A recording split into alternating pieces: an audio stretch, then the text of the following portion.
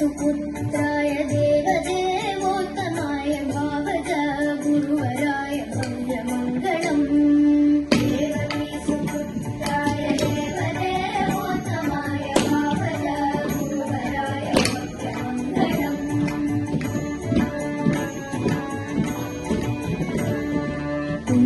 पुण्डरीकाक्षाय पूर्णचन्द्राननाय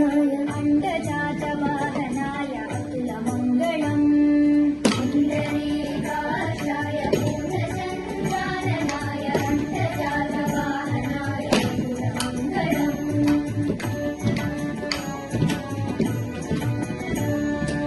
विमलरूपाय विविधवेदान्तवेद्याय सुमुखचित्तकामिताय शुभ्रमङ्गलम्